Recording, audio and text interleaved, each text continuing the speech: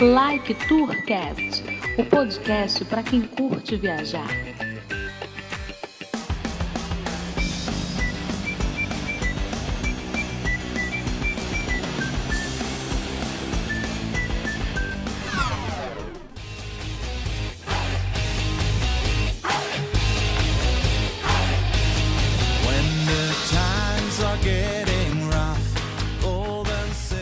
Decolando, aqui é o Edmilson Júnior X. Aqui é o Bruno Gomes. Aqui é Henrique.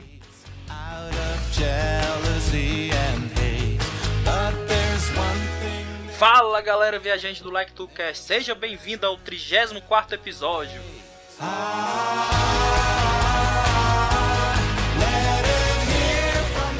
E no programa de hoje a gente vai pra Suíça falar sobre a viagem de duas meninas que foram pra lá passar as férias, não é isso, Henrique? Isso mesmo, X. Suíça, o país que fica na Europa Central, tem 4 idiomas como sua língua principal: o alemão, francês, italiano e o romanche, não é isso, Henrique? Isso, romanche, uma língua que é só falada, até onde eu sei, numa partezinha ali da Suíça. Para explicar melhor sobre esses 4 idiomas, convidamos a Daniela. Olá, galera, tudo bem? E a Michela. Oi, tudo bem? Tudo. 100%.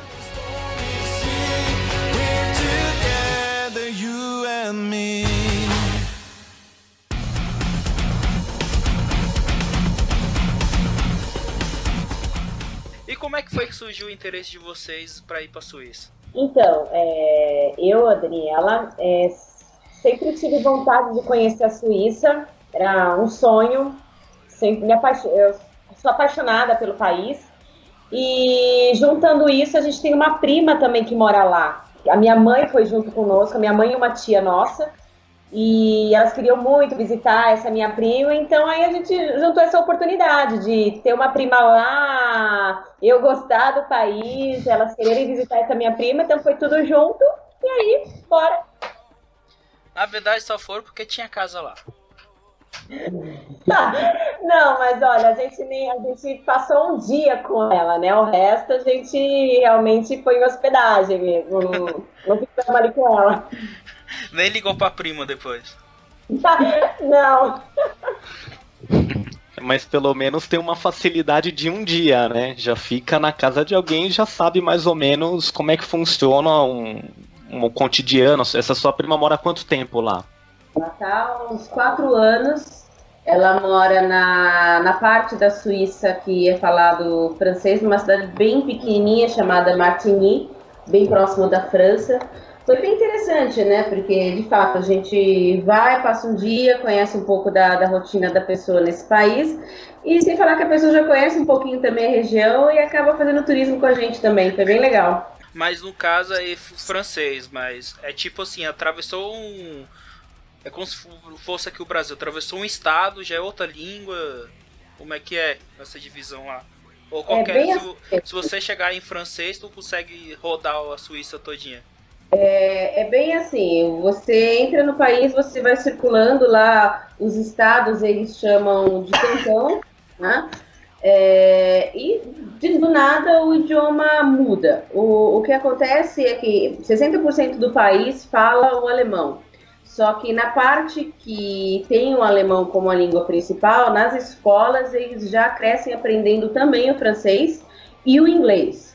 E a mesma coisa acontece do lado da França, onde eles crescem tendo aulas também de alemão e de inglês. O italiano e o romanche são parte bem pequena mesmo da Suíça que fala. Os 2 principais idiomas seriam mais o alemão e o francês. E o território todo mundo fala o inglês tranquilamente. Então, se você já tem essa facilidade com o idioma inglês, pode ir sem nenhuma preocupação, porque você já começa falando em inglês com eles, eles já começam uma conversa com você tranquilamente, sem nenhum problema.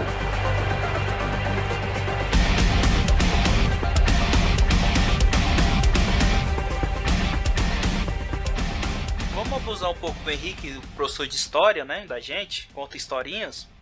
por que essa diversidade de línguas dentro da Suíça?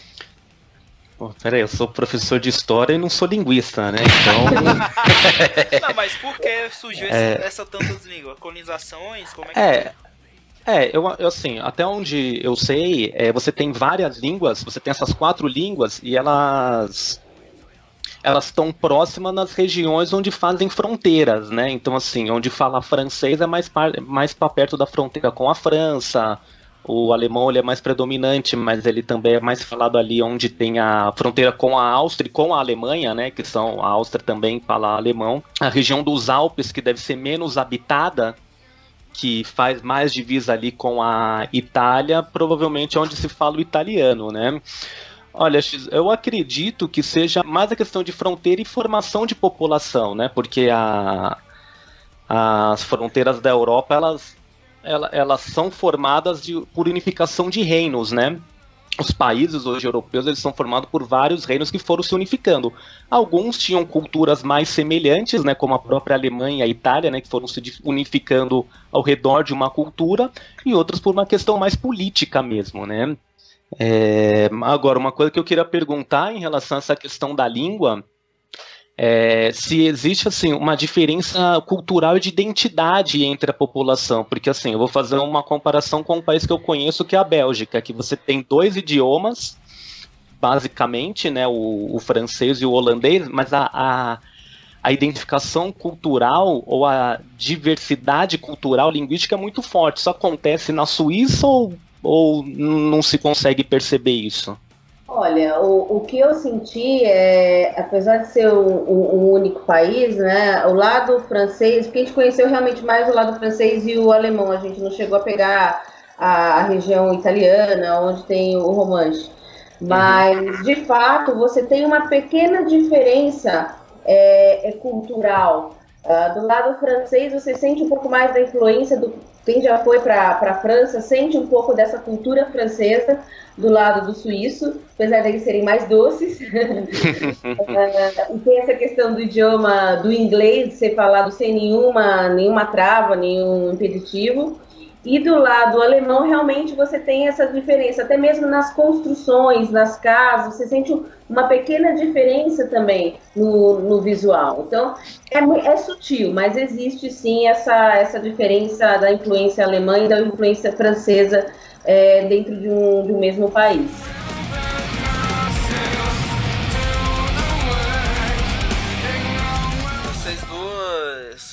Alguma das línguas oficiais de lá vocês falam ou vocês foram só com inglês?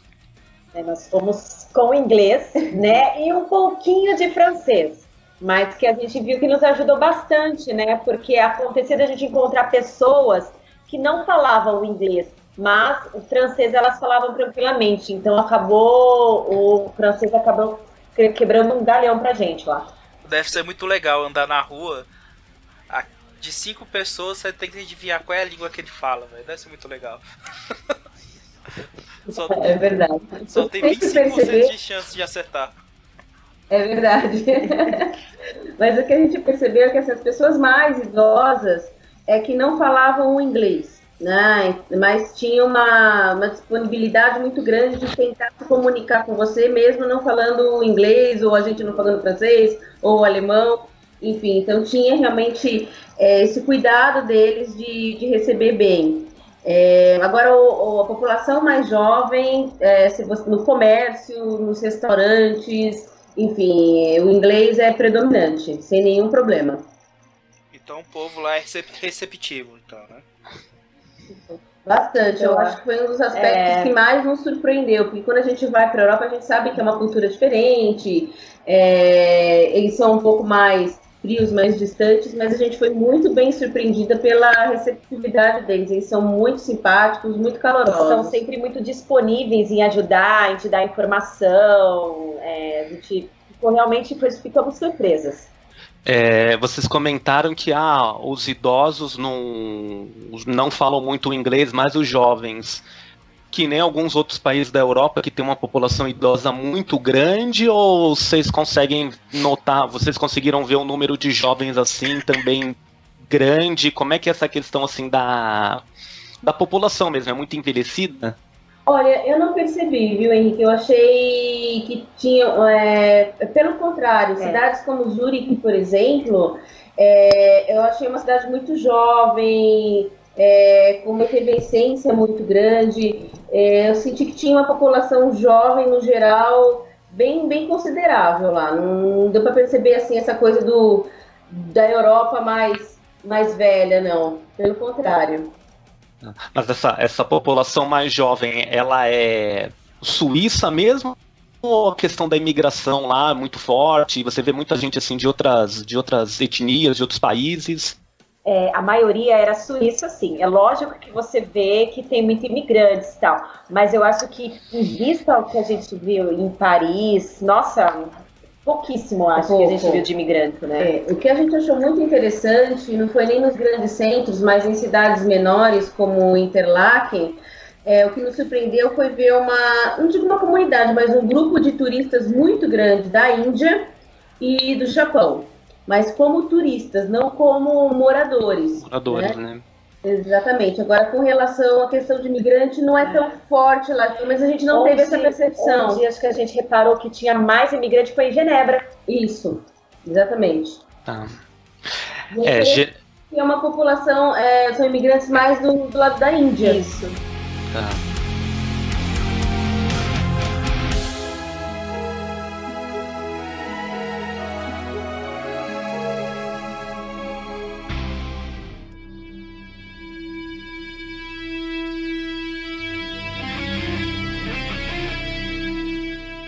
Uma coisa que a gente não perguntou no início, vocês foram quando pra lá mesmo? Nós fomos agora em maio deste ano. Acho que no finalzinho, mais pro meio, final de maio. Aí como é que é a questão do voo? Vocês voo direto, vocês param em Portugal e de lá vocês seguem caminho? Olha, nós optamos, a gente sempre prefere pegar um voo direto, né? No caso, para ir para a Suíça, estamos saindo aqui de São Paulo, só tem um voo direto, que é pela Swiss Air, todo dia, saindo às 6h10 da tarde, né? Então a gente optou por isso, porque eu acho que, enfim, é mais tranquilo, você chega um pouco mais descansado. É um voo de 11 horas e pouquinho, mas foi super tranquilo. E a mesma coisa na volta, também pela Swiss Air, um voo direto, que sai, se não me engano, às 9, 10 da noite, alguma coisa assim. Também 11 horas. Mas existem opções, sim, né, de voos que fazem escalas. Pelas companhias nacionais, enfim, tem outras opções, mas a única opção direta é pela Swiss Air. Aí vai até... Pode falar aí.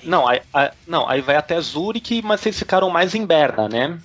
Exato, a gente decidiu centralizar em Berna porque é a cidade mais central na realidade, né? Que a gente percebeu porque a gente alugou carro. Então a gente percebeu que de Berna as distâncias para as demais cidades eram menores, era mais tranquila de se circular. Então a gente chegou por Zurique, mas de Zurique a gente alugou o carro, centralizamos em Berna e aí a gente está locomovendo com o carro mesmo para essas outras cidades. É uma coisa que é bem interessante, que a gente sentiu quando chegou lá. A Suíça não é um ponto que as pessoas vão para fazer turismo só na Suíça. Geralmente é um ponto de passagem. Foi até interessante que quando a gente falou que a gente ia ficar 12 dias lá, os próprios suíços achavam interessante, porque geralmente as pessoas vão para ficar 2, 3 dias, passam só para o Zurique, enfim, né? E quando a gente estava buscando roteiros, os blogs, enfim, todos os conteúdos que nós encontramos, sugeriam ou ficar em Berna ou em Lucerna, que também acho que ficam 150 quilômetros de Berna, que são duas cidades mais centrais e para quem vai circular pelo país acaba sendo fácil, seja para pegar de carro, como a gente fez, ou mesmo de trem, que, se eu não me engano, é o país que tem a maior malha ferroviária. Então, para você circular de trem pela Suíça é muito tranquilo, tem uma qualidade assim altíssima, vale muito a pena também para quem não quiser circular com carro. Então o transporte público lá é bom? Sim, sim. Igual do Brasil, idêntico, né? Igualzinho. De trem, né? Ó, se começar a comparar, melhor deixar quieto. Melhor não. E questão como a Europa, né? O visto de visitante é 3 meses, né? Você não precisa de visto, né? Você pode ficar 3 meses por lá, né? É isso mesmo, passaporte, aquelas regrinhas básicas, é válido, enfim, não há necessidade de visto, desde que você fique até 3 meses. Nós sentimos que assim, foi um dos países mais fáceis de entrar, a gente não teve muito questionamento, a gente já entrou pela Europa por Londres, Estados Unidos, e sempre teve um questionamento um pouco maior, lá foi super tranquilo. Em relação ao caro, barato, tudo bem, fazer uma viagem para fora, para a Europa, é sempre mais cara, porque a gente, quando fala em Europa, a gente pensa no euro, né? Mas a Suíça usa outra moeda. Ela usa ainda o franco suíço. Mesmo assim, se converter a moeda deles para nós, ou mesmo em relação ao euro, a média, assim, eu quero passar bem na Suíça, eu tenho que ter quanto por dia? Quando nós fomos para lá, a diferença do franco para o euro não é tão grande. Quando a gente foi, se eu não me engano, o euro estava em torno de 3,32 e o franco era 3,36, algo assim. E tem muitos estabelecimentos lá também que aceitam o euro. Então, quem de repente está fazendo outros países da Europa e se preocupa de ficar andando com várias moedas, enfim, não precisa ter tanta preocupação, porque além de ser muito fácil de trocar dentro da Suíça, você vai ter algumas opções aí, não poucas, de poder pagar também em euro. Eu acho que praticamente, olha, todo o comércio lá era super tranquilo em aceitar euro. Nós levamos até aqueles, como que é o nome? Cartão, né? De débito. Era um cartão euro, né? Isso, e a gente ficou com receio de que eles fossem aceitar, não, mas passou tranquilamente também. Era um cartão euro que eles estavam cobrando em franco, mas eles aceitaram e cobraram tranquilamente. Então, assim, super tranquilo se você levar euro, se você estiver fazendo mais de um país e tudo mais, com euro você vai se virar muito bem lá na Suíça também. Olha, a gente sempre, quando vai viajar, a gente faz um cálculo, uma estimativa de valor um pouco mais para cima, para se precisar de algum gasto extra, alguma coisa. Se eu não me engano, para cada refeição a gente colocou em torno de 20 francos, não foi? Acho que foi. Foi mais ou menos isso, e deu tranquilamente, porque você tem sempre aquela opção de comer num restaurante mais caro ou mais barato, e lá na Suíça tem 2 redes muito fortes, que é a Coop e Migros, né? Que, enfim, são redes de supermercado, e eles têm também uma parte de refeição muito boa, muito similar aos buffets brasileiros. Então, quem vai e se serve um esquema de self-service, nessas 2 redes tem essa opção. As comidas são muito boas, tá? E são baratas. Então, se você vai mais ou menos num cálculo de 20 francos suíços por refeição, tá tranquilo, e sobra. E o que tem assim de bom para fazer lá, de diferente? Olha, a Suíça é um país assim que é até difícil você descrever em palavras, porque primeiro que é um tipo de turismo que tem pouco para quem é mais jovem, quer ir para baladas, para festas, então vai encontrar isso em grandes cidades como Zurique e Genebra. Mas a parte da natureza, o visual é assim, uma coisa deslumbrante. A gente não tem nada igual aqui. Eu brinco só para começar pelas cores dos rios, né? Que eu brincava com a minha irmã que acho que eles colocavam corante no rio, porque eles são todos verdinhos, esmeralda, uma cor esmeralda, é uma coisa linda de se ver, né? Você está circulando, a gente andando de carro, então a gente circulava muito pelas estradas, as estradas são sensacionais. Igual o Brasil. Não só pela qualidade da estrada, mas pela educação do povo no trânsito também. Aí não vou nem fazer comparação com o Brasil. Não, gente, não vamos comparar Brasil com nada. Muito menos não tem nem comparação para começar. Não dá pra comparar. Então, quando você está na estrada, você sempre tem um vislumbre dos Alpes. Então, em termos de cenário, é uma coisa assim fantástica, né? Qualidade de vida também, né? É um país que inspira muito isso. Você sente, só de olhar você sente que as pessoas ali têm qualidade de vida. Lógico, porque ali eles priorizam para que as pessoas deixem seus carros em casa, utilizem as bikes, a gente vê as pessoas indo para o trabalho com bicicleta e tudo mais, e elas curtem muito a cidade. A gente teve um dia em Zurique, que foi feriado, e você vê como aquele pessoal curte aquele dia, sai nas ruas, sai nas praças, vão na beira do rio, tomam sol. Então eles aproveitam mesmo a cidade. E a gente pegou também um período que já era primavera. Então, o período de primavera, verão na Europa é muito interessante porque o sol começa a raiar já em torno de umas 5h30 da manhã e vai se pôr para depois das 9 da noite, né? Então, pra gente no Brasil, que a gente não tem essa, mesmo no alto verão, 9 horas já tá escuro pra gente. Então, é muito interessante ver isso e também como as temperaturas estão mais altas, eles curtem demais, né, o sol. Então é muito interessante ver essa relação deles com o tempo mais quente, com o sol até mais tarde. Eles curtem muito, então fica uma vibe super gostosa. É um país que tem muita coisa para fazer. É um país pequeno, então que facilita também se você tiver que ficar um dia em cada cidade, dá tranquilamente. As cidades não são grandes, se a gente pensar que Zurique é a maior cidade do país, ela tem um pouco mais de 300 mil habitantes, né? Então, comparado às grandes cidades, grandes centros como Londres, São Paulo, Nova York, que são cidades pequeniníssimas, né? Então você consegue circular muito bem entre elas e elas são muito próximas. A gente praticamente cruzou o país e as distâncias médias, como a gente ficou instaladas na maior parte do tempo em Berna, não passava de 150 quilômetros, né? Então dava para você ir curtir bem a cidade durante o dia e voltar para Berna, que também é uma cidade, assim, eu recomendo para todo mundo. É uma capital maravilhosa. Berna impressionou assim, porque quando você fala de capital, você logo vai pensar movimento, prédios e tudo mais, e Berna nos surpreendeu, né? Porque ela vai na contramão totalmente de uma capital. Muito tranquila, suas ruas arborizadas, você tem o lado histórico muito bem cuidado, muito bem preservado, as pessoas ali andando nas suas bicicletas para ir no trabalho, pequena, mais quieta também, então ela assim, totalmente diferente do que você imagina uma capital, tanto que quando você fala em Suíça, você imagina logo Zurique como a capital, e não é Berna, o que é totalmente diferente até mesmo de Zurique, né? E é interessante das cidades para esse lado alemão, principalmente Berna e Lucerna, é que elas têm um lado medieval também muito bonito. Então, quando você tem o vislumbre de Berna, você tem um lado de natureza, o rio, os parques, mas o centro da cidade é medieval muito bem preservado. A mesma coisa com Lucerna.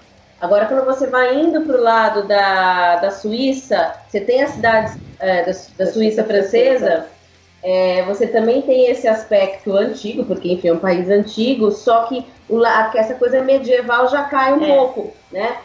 Começam a prevalecer aquelas construções mais parecidas com a da França, enfim, então tem esse contraste também no visual do país, que é bem interessante. E lá tem castelo também? Tem, sim, principalmente do lado alemão. Oh, legal. Vocês visitaram algum? Chegamos a ver um por fora, né? Que não foi nem do lado alemão, foi do lado francês, ali perto de Montreux, que é mais conhecida pela estátua do Fred Mercury, né? Que é um balneário. É fã número 1 dele. Então, nossa, sensacional. Quem? Tem um Ele museu. fantasia, sai cantando, dançando, ele imita direitinho. É que o X é metido a cantor. Não, quer dizer, ele não é metido, ele é um bom cantor. O pessoal não acha ele bom cantor, mas eu acho. Oxe, canta tão bem que pediram pra tirar o quadro dele. Não, mas é que em Montreux também tem um festival de música até famoso, né? Tem o Festival de Jazz, que é antigo, é bem conhecido. Ele acontece, se eu não me engano, em agosto. Julho, agosto, né? Aconteceu já. Foi depois que a gente estava lá. Na realidade, estava acontecendo agora esse mês. Se eu não me engano, terminou semana passada. Bem no auge do verão europeu, eles fazem o festival lá, né? Exatamente. E, enfim, para quem é fã do Queen, então, além da estátua do Freddie Mercury, tem também, dentro de um cassino, um museu do Queen, Queen Experience, gratuito, né? Então você entra ali, curte, vê eles gravaram muitos discos lá em Montreux, o Freddie Mercury gostava muito do local. Enfim, mas aí voltando à história do castelo, né? Sim. E tem um castelo conhecido lá, que é o de Chillon. A gente não chegou a entrar, foi o único dia da nossa viagem, a gente deu muita sorte com o clima, que a gente pegou sol, temperaturas muito agradáveis, em torno de 23, 26 graus todos os dias, mas no único dia que a gente foi para Montreux foi um dia que choveu e estava frio. Então não deu para aproveitar muito o local, mas tem esse castelo que é referência. Quando você fala de Montreux, e tem uma cidade bem do lado que chama VGI, que tem a estátua do Charlie Chaplin, ele morou lá também nos últimos anos de vida dele. Esse castelo é referência. Bacana. Então, assim, é um país surpreendente, né, em todos os sentidos. Seja pela questão da natureza, o cenário natural mesmo, seja pela educação do povo, pelo cuidado que eles têm em preservar a história. Então você vê que são cidades muito antigas, mas extremamente preservadas, né? Quando a gente estava em Zurique, a gente teve a sorte de... enquanto a gente estava caminhando pelo centro histórico da cidade, estava tendo uma formatura das Forças Armadas, do Exército, enfim, não sei, os cadetes lá, então a gente sentou para ver, e na frente tem uma igreja, que eu não vou lembrar o nome agora, que eu busquei na hora no Google, acho que era uma igreja que foi construída no ano 700, enfim, óbvio que ela já tinha passado por incêndio, enfim, mas estava lá, ainda intacta, né? Então é muito interessante quando você vai para a Europa, você vê esse lado da história viva, né? Em cada cantinho você enxerga a história, você enxerga a preservação e o quanto que as pessoas valorizam isso. E mesmo tendo uma população jovem circulando também por lá. E vocês foram nos Alpes? Na verdade, a gente só chegou a subir o nome Jungfrau, eu acho que é assim. Acho que é assim que mais fala. conhecido como Top of Europe, né? Que na realidade acho que é o ponto mais alto ali da Suíça, né? Isso, exatamente. Acho que é o quarto ponto mais alto da Europa.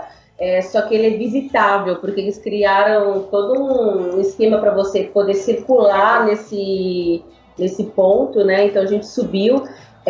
Você sai de Interlaken. Interlaken também é um ponto que quem for para a Suíça com certeza vai passar e vai ficar por pelo menos uns 2 dias. Ela é super pequenininha, mas ela tem muita coisa, muitas opções de esportes de aventura nessa região. Né? E um desses passeios é esse Top of Europe, que você sai de trem da cidade de Interlaken, você demora mais ou menos 2 horas até chegar nesse topo da montanha. Lá você tem todo um trajeto que você percorre, né? com um museu de gelo. Contando a história de como visual, que foi, né? exatamente. E a gente foi para lá, foi bem bacana, é um passeio super tranquilo de fazer. Você também você paga um passe para pegar esse trem, e esse trem também passa por várias cidadezinhas, que são bem... Essas cidades, quando a gente pensa em contos de fadas, que ficam encravadas no meio dos Alpes, com uma chama Greenwald, né? Greenwald, Lauterbrunnen. Muito Disney esse nome, velho. Você pode descer e circular também por essas cidadezinhas, depois você pega de novo o trem para ir até o topo da montanha, enfim. Você faz esse trajeto, assim, sensacional. Você está ali no topo dos Alpes, né? E pelo mês que nós fomos, né, que já era primavera, então o Alpes já estavam de gelo acontecendo, foi o único ponto que a gente viu neve. Exatamente. Né? A temperatura estava tão boa nesse período que a gente foi, que a gente estava mais de 4.000 metros de altitude. Isso. E lá estava menos 4 graus. Caramba! Né? Então, assim, você pensar que você está no topo de uma montanha com menos 4, até que estava tranquilo. Mas a gente viu gelo, enfim. É um passeio que vale muito a pena. Interlaken vale muito a pena. É simplesmente fenomenal o local. Como o próprio nome diz, ela fica entre dois lagos, né? Então, toda a beleza natural dela, e para quem gosta de esportes de aventura, com certeza vai passar por lá, porque tem muita coisa. Apesar de ser pequenininha, tem muita opção de coisa para fazer na cidade. E interessante que a gente ficou num albergue lá, é considerado um dos melhores albergues da Europa. É assim, sensacional, uma hospedagem barata, com café da manhã, mas com uma altíssima qualidade. E pertinho justamente da estação onde você pega o trem para ir lá para o Top of Europe, para você fazer outras coisas, está num ponto super bom ali.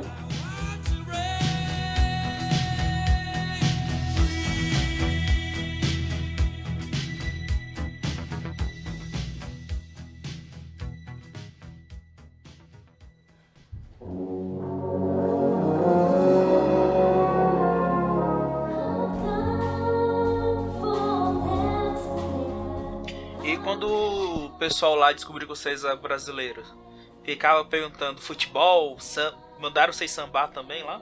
Você sabe que até que não, a gente encontrou muito brasileiro trabalhando nos hotéis lá, inclusive em Interlaken mesmo. A gente encontrou uma menina com a qual a gente já tinha encontrado em Berna, brasileira, mora lá acho que há uns 7 anos mais ou menos, né? Mas uma coisa que eu achei interessante da diferença de você viajar para a Europa e viajar para os Estados Unidos, que nos Estados Unidos eles não sabem nada, né? Eles acham que a gente fala espanhol, que a nossa capital é Buenos Aires. Eles ainda acham isso. Mas quando você vai para a Europa, a sensação que eu tenho é que eles têm um pouco mais de informação sobre a gente. Então, não tem mais aquela coisa de, você é do Brasil? Você é do Rio? Não, eles já perguntam outras cidades, né? Quando você falava São Paulo, eles sabiam o que era que você estava falando, né? Porque eu já passei por uma situação nos Estados Unidos mesmo, de falar que eu morava em São Paulo, tipo, oi, onde você mora? Não entendi, né? Então, legal que eles se situam, né? Você fala também de Brasília, Curitiba, então eles já têm uma referência um pouco maior. Você começa a conversar, às vezes, entre a gente em português, ele já olha, você é do Brasil, você fala português, então assim, vocês podem não saber o que você está falando, mas ele já tem uma audição, porque ele já tem uma referência do português, de alguma forma. Então, é bom você ir para um lugar que não tenha justamente essa coisa, samba pra gente, e o futebol. Eles acham que estão um pouquinho mais evoluídos nisso, né? Eles sabem. É interessante que, infelizmente, às vezes a gente não foge de perguntas. Nossa, a situação lá tá ruim, né? E a gente foi bem na época aí do pico de um problema nosso também político, né? Então as pessoas às vezes perguntavam também, porque viam na televisão, né? E aí, você vai voltar a estar sempre presidente? Como é que... Então, assim, você percebe que eles têm um pouco mais de noção, né? O que está acontecendo além do país deles, né? O que é muito bom. É igual que no Brasil, todo mundo sabe o que está acontecendo aqui. Felizmente. Acho que eles sabem mais do que a gente hoje em dia, viu? É verdade. Eu tô com pena da minha filha, mas tudo bem. Não, mas você sabe... Não, assim, duas coisas, eu acho, né? Duas coisas que eles sabem mais... atualmente eles sabem mais sobre o Brasil. Acho que a Copa do Mundo ajudou um pouco nisso, né? Porque ela dá uma visibilidade pro país e mostra um pouco as cidades, né? Então as pessoas acabam tendo um pouco mais de noção, né? Agora, da parte ruim é porque a Suíça ela é muito conhecida também como paraíso fiscal, né? E acho que o Brasil meio que entrou no radar da Suíça por conta de dinheiros em contas de certos deputados, né? Então acho que eles souberam um pouco mais sobre o Brasil um pouco por isso, né? A gente comentou um pouco sobre o transporte, né? Dos trens, dos carros. Vocês comentaram que a Suíça é um país pequeno, né? Muita gente vai de passagem para outros, mas vocês chegaram a ir para Paris também. Pelo menos um dia vocês foram para lá, né? Uma aventura. A gente fez uma loucura, um bate e volta. O ideal seria, pelo menos, a pessoa ir e passar uma noite em Paris, né? Porque é uma viagem de 6 horas e pouquinho de carro. De trem, eu acho que dá umas 4, quase 5 horas, porque também para em algumas estações, né? Mas, assim, aí foi bem interessante, porque a gente foi passando por umas cidadezinhas, não sei nem qual é a cidade, porque eram tão minúsculas, que você nem imagina, acho que deve ter o quê? Você cruzava em 1 minuto a cidade, então você ia passando por umas muito minúsculas, tanto do lado da Suíça quanto da França. Bom, saindo de Berna, em 1 hora você já está no território da França, né? Então Sim. você fica muito rápido. Então a gente circulou bastante de carro, mais pelo território francês nessa viagem até Paris. Então a gente passou realmente por umas aldeias, eu diria, Nossa, né? é algo que eu acho que você não imagina que exista. Você entra numa ruazinha, você já saiu da cidade. Então é muito, assim, é bem legal porque você acaba conhecendo lugares que provavelmente de trem ou, enfim, de alguma Você outra não forma teria você oportunidade. não teria oportunidade de conhecer e provavelmente não estaria no teu roteiro porque são cidades muito pequenas, né? Sim. Bem antigas, de construções bem antigas, que você percebe que vive de plantação, ou de uva, ou enfim. A gente passou por uma cidade também que é conhecida pela champanhe, né? Não vou lembrar o nome, enfim. Então foi assim, bem peculiar a viagem até Paris, né? Foi tranquila também, as estradas são muito boas. Você percebe um pouco a diferença das estradas da França para a Suíça. As estradas da França lembram um pouco as nossas melhores estradas, né? Para não fazer um comparativo com as nossas piores, as nossas melhores.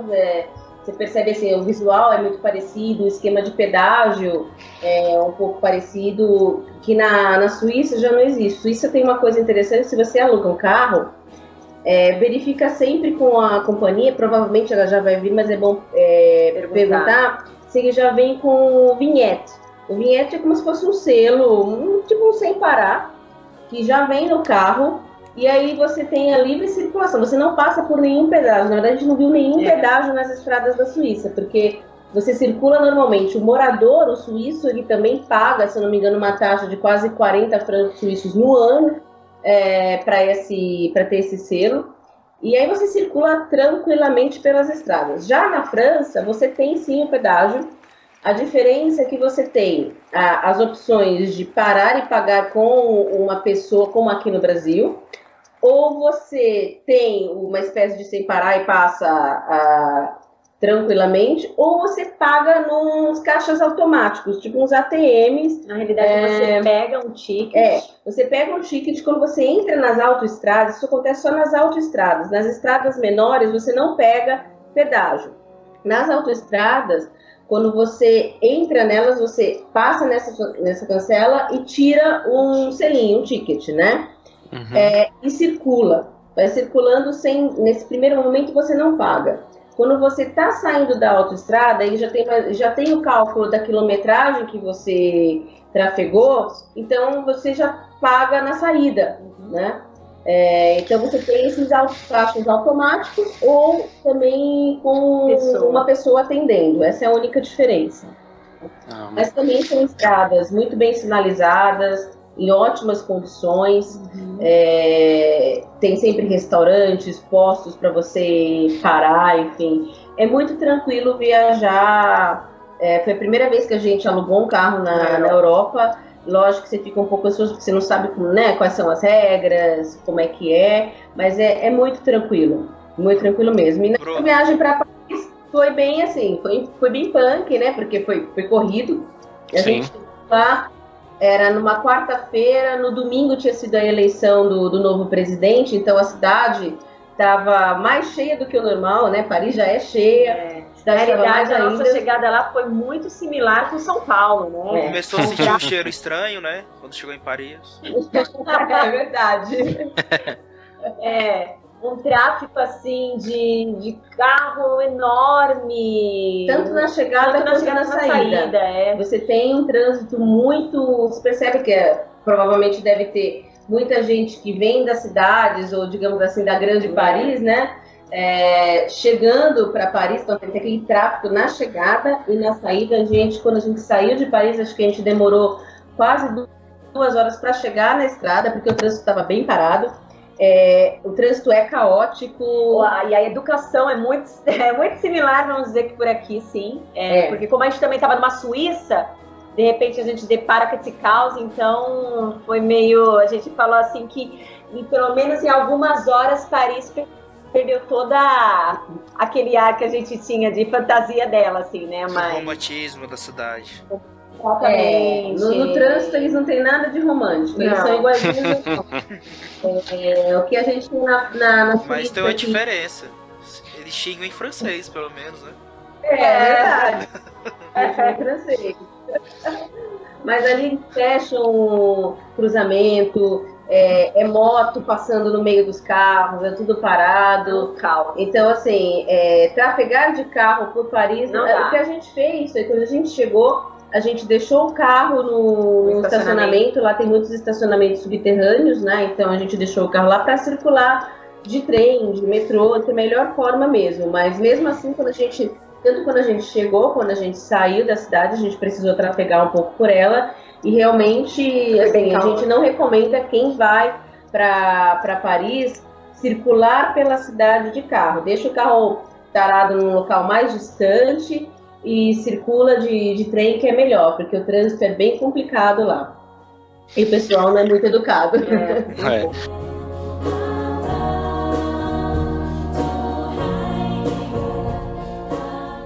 Agora, eu queria fazer outra pergunta. O Bruno, voltando para a Suíça, né? O Bruno perguntou o que tem de bom na Suíça. Eu queria fazer a pergunta ao contrário. O que tem de ruim lá? Porque porque assim, o que a gente vê, ou a gente conversa com alguém que foi para lá, assim, parece que tudo beira a perfeição, né? Então, assim, sei lá, tinha sujeira na rua, bituca de cigarro na rua, isso é o problema. Não, mas uma pesquisa rápida que eu vi aqui diz que lá tem um grande problema com drogas. A gente circulando por lá, é realmente difícil a gente pontuar alguma coisa ruim, né? Até como motorista também, essa coisa do dia a dia a gente passa um pouco mais despercebido. O que eu posso dizer é um pouco mais da referência que a minha prima, que mora lá há 4 anos, ela passou pra gente, ainda mais que ela mora numa cidade bem pequenininha mesmo, é o preconceito. Né? Ela fala que principalmente nas cidades pequenas existe realmente aquele estereótipo do brasileiro, principalmente da mulher brasileira. Então ela penou um pouquinho para superar isso, e conhecendo uma outra brasileira em Zurique também, ela comentou também que tem essa questão do preconceito, né? Mas a gente, como turista circulando por lá, não deu para sentir isso. Eu fico imaginando o que seria um problema com drogas lá, né? Assim, perto da gente. A gente aqui com uma Cracolândia. É que eu dei uma pesquisada rápida aqui, não deu pra ler a matéria antes de vir. Eu só queria ver se vocês chegaram a ver alguma coisa lá assim, não, né? Não, a gente não viu nada, não.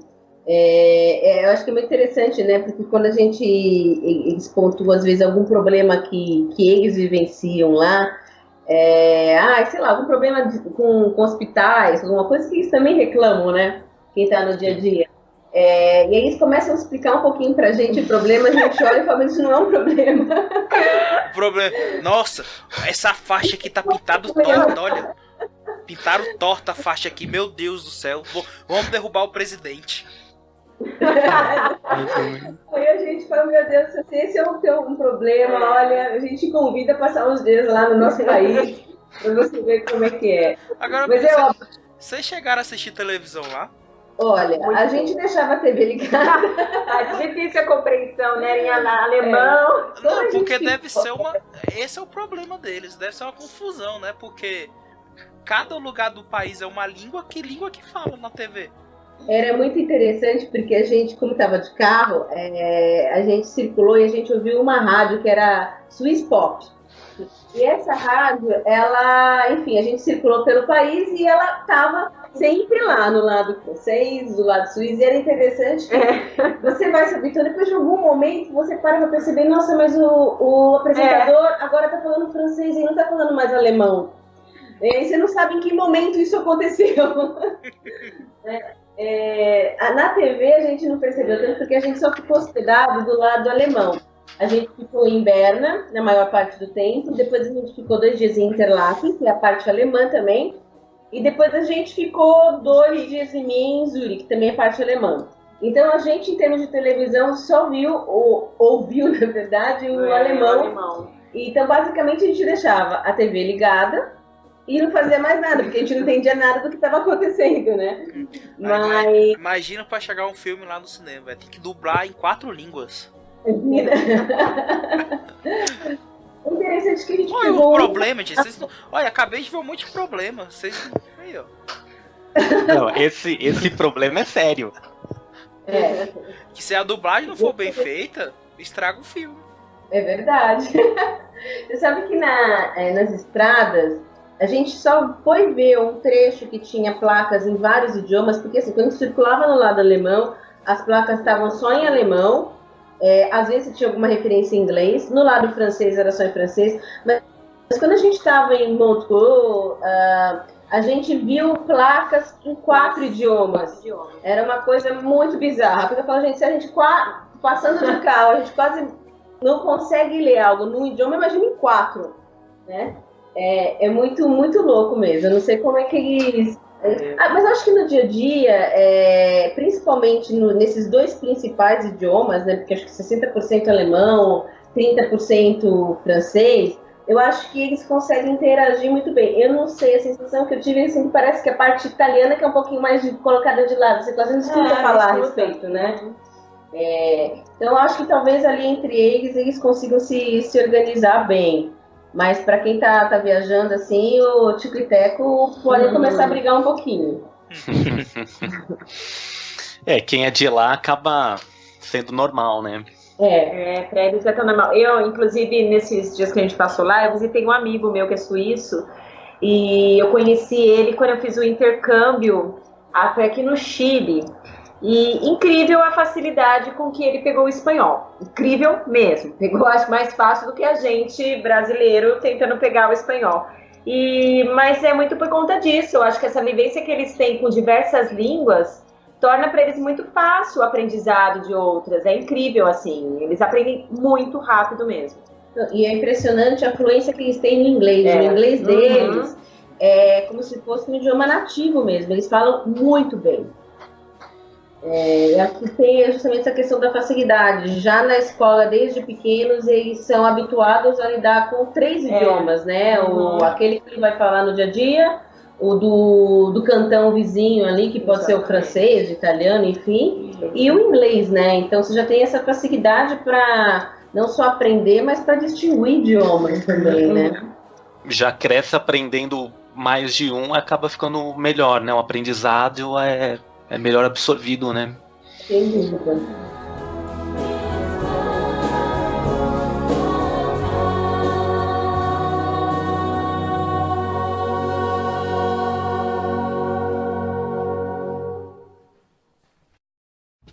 Chocolate, chocolate, chocolate.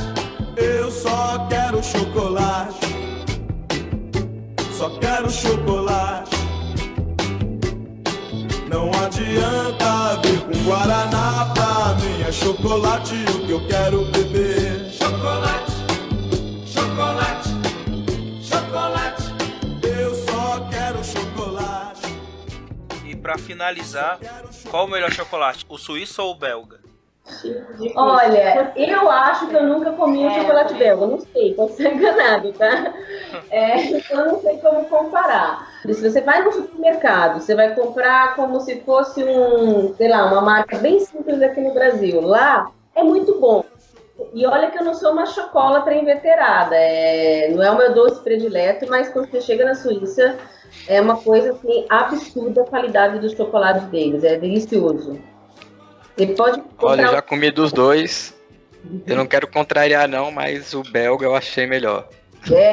Então fica a dica pra gente experimentar. Eu recomendo, viu? Eu já ouvi falar também que as fritas belgas são melhores que as fritas da Suíça. Fritas, batata fritas?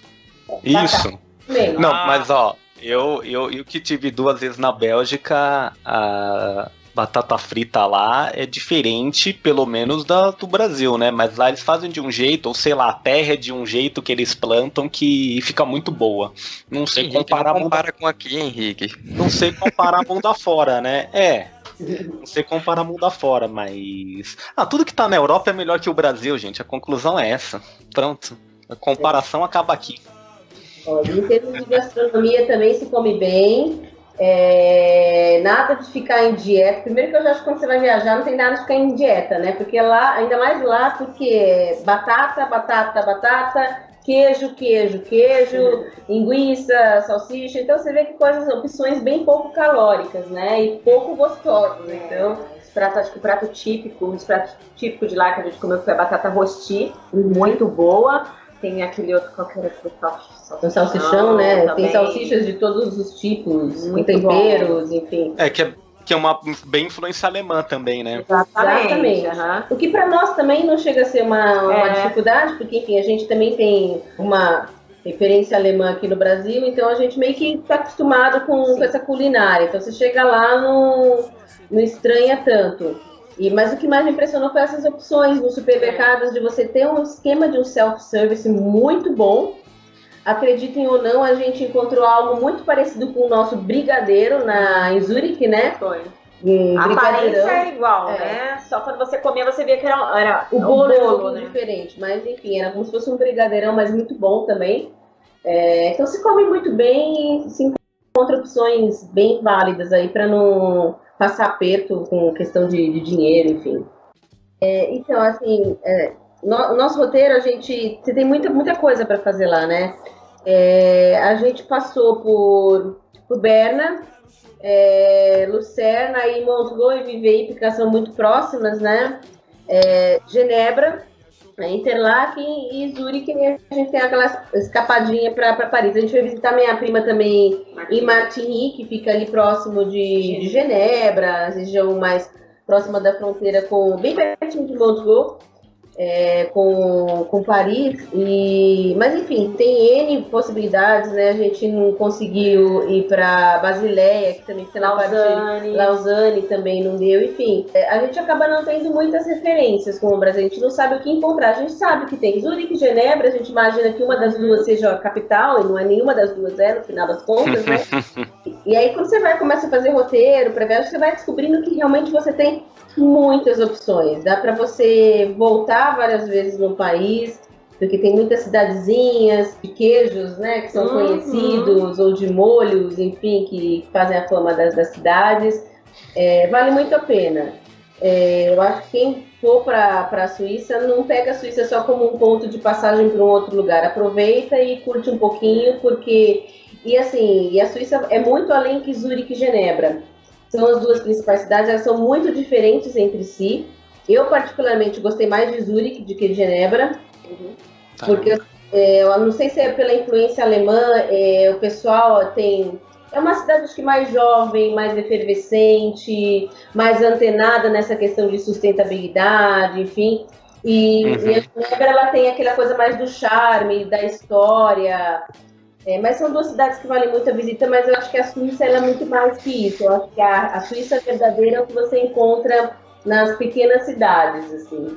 Então fica a dica para quem for para a Europa, quiser passar para a Suíça, aproveite bem a Suíça, que vale a pena. E ainda tem a facilidade de não precisar de visto, né, para entrar no país. Exatamente. É um país de fácil circulação. Seja para andar de trem, no nosso caso, a opção do carro, não só porque a gente queria passar por várias cidades, mas como a gente estava tanto com a minha mãe e com a minha tia, que são pessoas mais idosas, acaba sendo a melhor opção, né? Mas você tem também, você consegue cruzar o país, fazer esse mesmo roteiro que a gente fez com trem.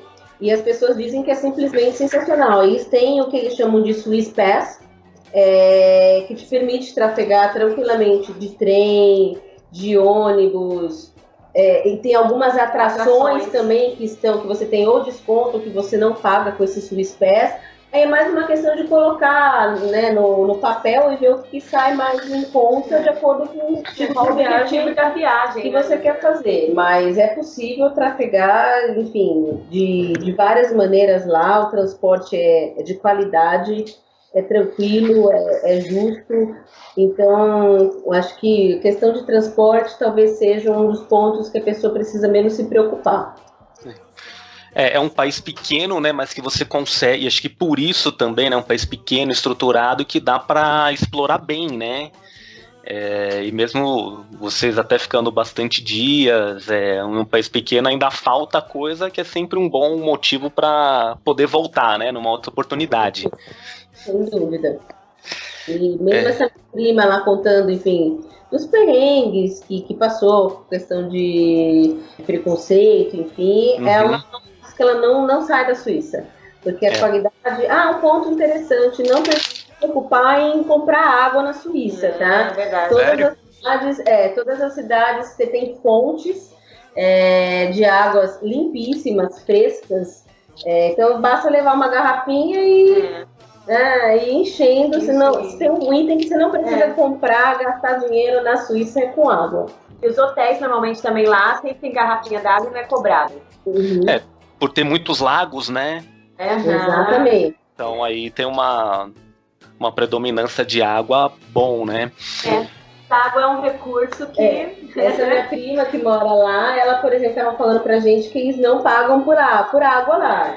Chega a água direto a água que vem dos Alpes, enfim, aquela água que, além de ser limpa, ela já vem numa temperatura gostosa, fresquinha, né? Então esse é um item que ela não precisa se preocupar também. Eles não pagam taxa por água lá, né?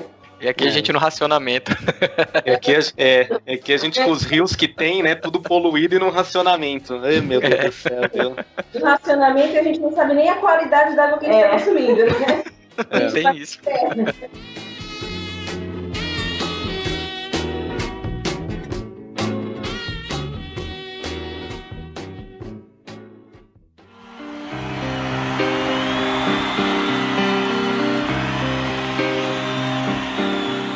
My dues, time after time.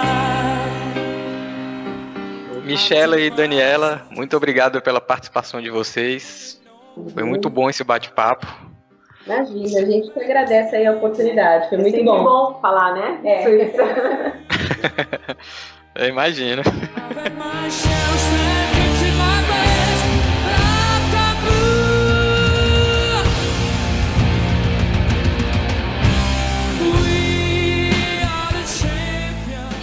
Henrique.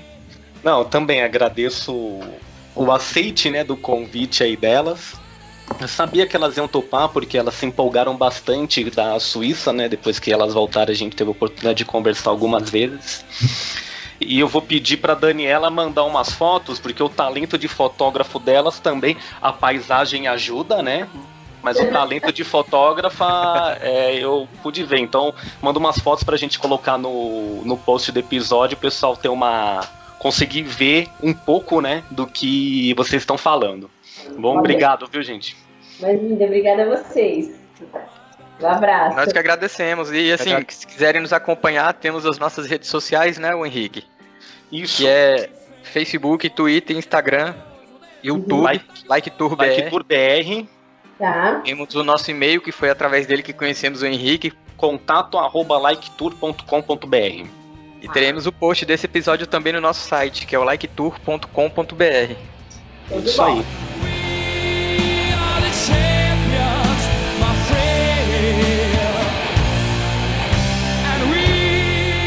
E para não deixar passar em branco o famoso jabá, com certeza quem quiser conhecer a Suíça pode entrar em contato com a nossa parceira Via Mundo Travel. Exatamente. E falar com o grande Felipe lá, que ele vai fazer aquele pacote de viagem excelente para você. Então é isso, pessoal. É isso, gente. Abraço. Abraço. Tchau, tchau. Obrigado. Tchau.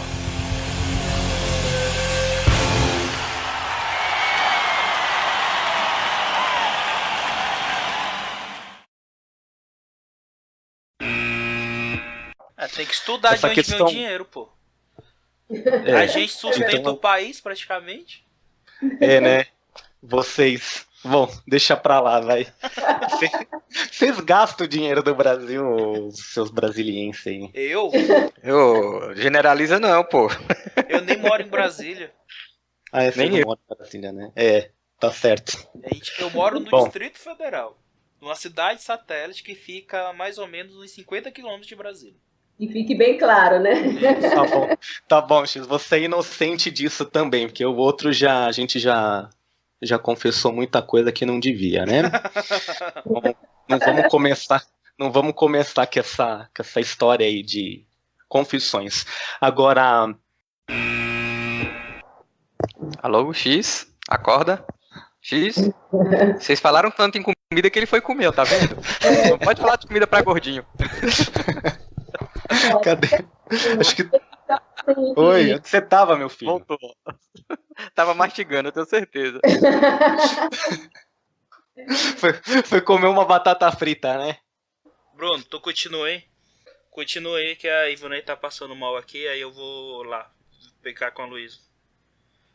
Ixi, tá, vai lá, a gente já vai fazer um encerramento aqui.